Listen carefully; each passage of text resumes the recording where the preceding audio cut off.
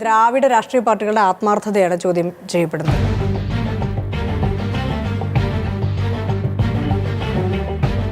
യുദ്ധകാലത്ത് പോലും ഇല്ലാതിരുന്നത്ര വലിയ ശ്രീലങ്കൻ വിരുദ്ധ വികാരമാണ് തമിഴ്നാട്ടിൽ ഇപ്പോൾ അലയടിക്കുന്നത്.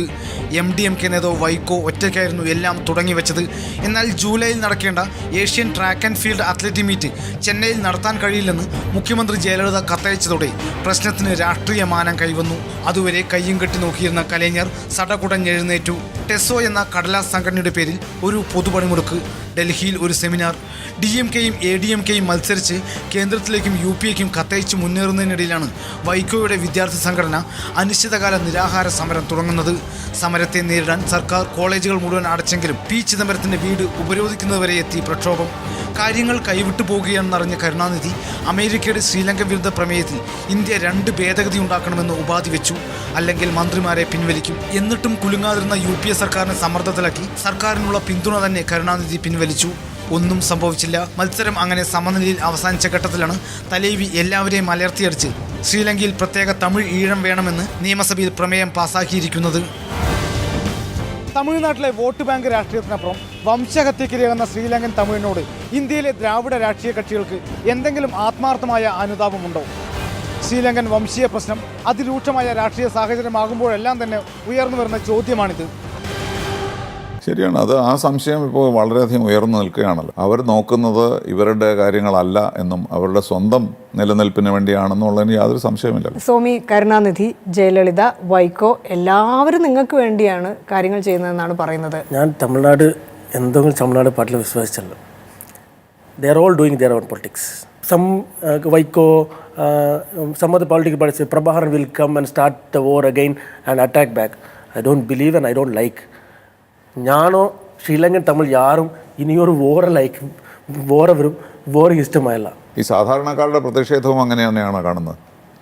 അതോടെ റീസെന്റ് ഇമ്പാക്ട് അത് ബാലചന്ദ്രൻ ഫോട്ടോ. അതുകൂടെ പൊതുസ്ഥലത്ത് കൂടെയുണ്ടായിരുന്നവരെ കാണാതായാലുണ്ടാകുന്ന അങ്കലാപ്പോടെ ഇരിക്കുന്ന ഒരു കുട്ടിയാണ് സൈന്യത്തിന്റെ മണൽ ബങ്കറിൽ വെച്ചെടുത്ത ആദ്യ ഫോട്ടോയിൽ അവൻ. വിഷമിക്കാതിരിക്കാൻ അപരിചിതർ ആരോ നൽകിയ പോലെ ഒരു ബിസ്ക്കറ്റ് കൂടും അവന്റെ കയ്യിൽ ഉണ്ടായിരുന്നു. രണ്ടാമത്തെ ഫോട്ടോയിൽ പരിചയക്കാരെ ആരെയോ കണ്ടുമുട്ടുന്ന പ്രതീക്ഷ ആ മുഖത്ത് തെളിഞ്ഞിരുന്നു. മൂന്നാമത്തെ ഫോട്ടോയിൽ അവൻ നെഞ്ചിൽ വെടിയുണ്ടയുണ്ടാക്കിയ 5 തുളകളുമായി വീണ് മരിച്ചു കിടക്കുന്നു. അവൻ ബാലചന്ദ്രൻ, 12 വയസ്സുകാരൻ. സമാനമായി കൊല്ലപ്പെട്ട പുലിത്തലവൻ വേലുപ്പിള്ള പ്രഭാകരന്റെ മകൻ. Forensic pathologist professor Derek Pounder പറയുന്നു, കൊല്ലപ്പെടുന്നതിന് മുൻപും ശേഷവുമുള്ള ഈ ഫോട്ടോകൾ ഒരേ ക്യാമറയിൽ എടുത്തതാണ്. പൗണ്ടർ തുടരുന്നു, ബാലചന്ദ്രന് കയ്യെത്തിത്തൊടാവുന്ന അകലത്തിൽ നിന്നാണ് അവനെ കൊന്ന തോക്ക് വെടിയുതിർത്തത്.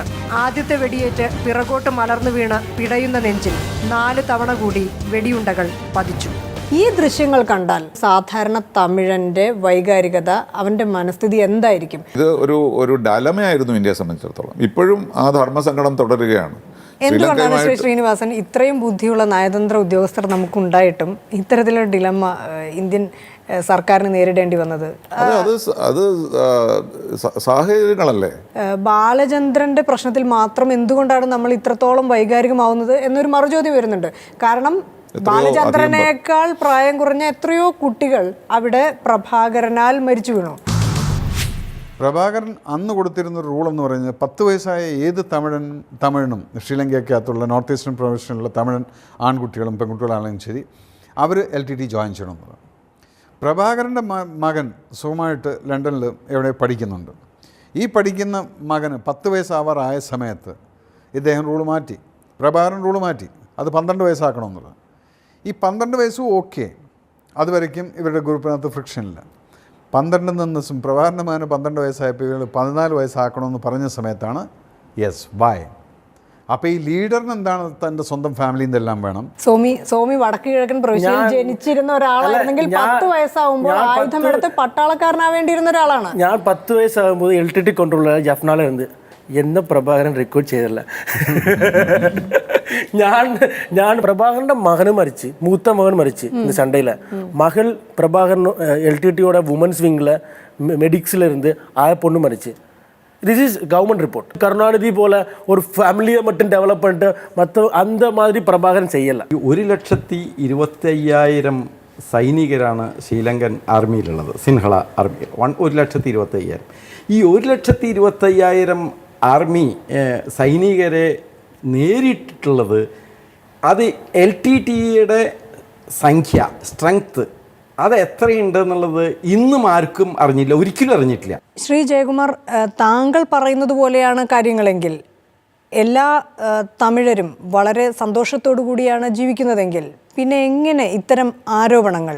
ഇന്ന് ഈ പറയുന്ന ഇത് ഒരു സംഭവങ്ങളും അവിടെ ശ്രീലങ്കയിൽ ഇല്ല. വാസ്തവത്തിൽ ഇന്ന് വളരെ പീസ്ഫുള്ളായിരിക്കുന്ന ഒരു കൺട്രിയാണ് ശ്രീലങ്ക. തമിഴ്നാട്ടിൽ ചില ഓരോരോ ഈ ഗ്രൂപ്പ്സായിട്ട് അവരുടെ പൊളിറ്റിക്കൽ ബെനിഫിറ്റിന് വേണ്ടിയിട്ട് ചെയ്യുന്ന ഏർപ്പാടെന്നാണ് എനിക്ക് പറയാനുള്ളത്. സ്വാമി പറയുന്നത് ഇനി നമുക്ക് യുദ്ധം വേണ്ട, സമാധാനമായിട്ട് ജീവിക്കണം എന്നാണ്. അങ്ങനെയാണോ മനസ്ഥിതി തമിഴ് വംശജരുടെ? Even I personally don't want Rajapaksa be hanged or capital punishment. Issue, the war was over, but the struggle still alive. അല്ല, അങ്ങനെയാണെങ്കിൽ രണ്ട് വഴിയല്ലേ ഉള്ളൂ. ഒന്നുകിൽ രാജപക്സയെ അനുകൂലിക്കുക, അല്ലെങ്കിൽ തിരിച്ചടിക്കുക. I don't believe non-violent.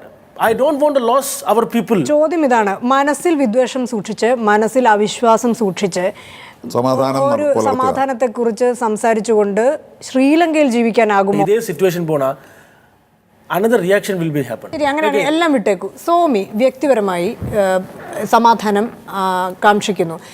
രാജപക്സയെ ഒരു യുദ്ധ കുറ്റവാളിയായി തൂക്കിലേറ്റണം എന്ന് പറയുന്നുമില്ല. ശ്രീലങ്കയിലേക്ക് തിരിച്ചു പോകാൻ തയ്യാറാണോ? You can't be always running. என்னோட இது ஒரு பிறந்ததுலேருந்து 30 வருஷமாக ஓடிட்டே இருக்கிற ஒரு வாழ்க்கை யாருக்கும் தேவையில்லை. எல்லாருக்கும் திருச்சி போக இஷ்டமாய். ஆனால் ഒരു ചിന്ന ഗ്രീൻ സിഗ്നൽ കൂടെ, സിറ്റിസൺഷിപ്പ് ഇല്ലാതെ, ഒരു രേഖകളും ഇല്ലാതെ, തൊഴിലെടുക്കാൻ പറ്റാതെ മറ്റൊരു രാജ്യത്ത് അഭയാർത്ഥികളായി ജീവിക്കുന്നതാണ് കൂടുതൽ മെച്ചം തിരിച്ചു പോകുന്നതിനേക്കാൾ എന്നൊരു ജനത വിശ്വസിക്കുന്നു. I have seen both the parties sitting on both sides of the table. അപ്പോൾ എനിക്ക് അങ്ങനെ തോന്നിയിട്ടുള്ളതാണ്, ഇന്ത്യ ഇത്രയൊക്കെ പറയാന്ന് വെച്ച് കഴിഞ്ഞാൽ ഇന്ത്യ കൂടെ dictated, you do like this, you do like this. That Indian diplomatic mistake is create the Sri Lankan war will be more complicated, maybe. ഒരു തെറ്റും പറ്റിയിട്ടില്ല എന്ന് ഒരു ഇന്ത്യൻ നയതന്ത്രപ്രതിനിധിയും പറയുകയില്ല. രാജപക്ഷയോട് പറയാവുന്ന ഏക കാര്യം, നിങ്ങളുടെ ഭാവി അപകടത്തിലാണ്. കാരണം തമിഴ് വംശജർ ഇന്നല്ലെങ്കിൽ നാളെ വീണ്ടും ഒരു LTTയും വീണ്ടും ഒരു പ്രഭാകരനും ഉണ്ടാകും. വളരെ നന്ദി ശ്രീ ശ്രീനിവാസൻ, ശ്രീ മോഹൻദാസ്, ഒപ്പം സോമി, ഒപ്പം ദേശബന്ധു ജയകുമാർ. കഴിഞ്ഞത് കഴിഞ്ഞു. 4 വർഷങ്ങൾക്ക് മുൻപ് നടന്ന മറക്കാൻ ആഗ്രഹിക്കുന്ന ചില കാര്യങ്ങൾ കുത്തിപ്പൊക്കി ഒരു രാജ്യത്തിൻ്റെ സമാധാന അന്തരീക്ഷം തകർക്കരുത് ശ്രീലങ്ക പറയുന്നു. ഇല്ല, അങ്ങനെ മറക്കാനും പൊറുക്കാനും കഴിയില്ല. കുറ്റവാളികൾ വിചാരണയെങ്കിലും നേരിട്ടേ മതിയാവൂ. അവർ ശിക്ഷിക്കപ്പെടേണ്ടതുണ്ട്. പാവപ്പെട്ട കുറേ മനുഷ്യർ പറയുന്നു. ഏതാണ് വലുത്? കുറച്ചുപേരുടെ സമാധാനമാണോ, കുറേ പേരുടെ മനുഷ്യാവകാശങ്ങളാണോ? നേർരേഖയിൽ എളുപ്പത്തിൽ ഒരു ഉത്തരം സാധ്യമല്ല.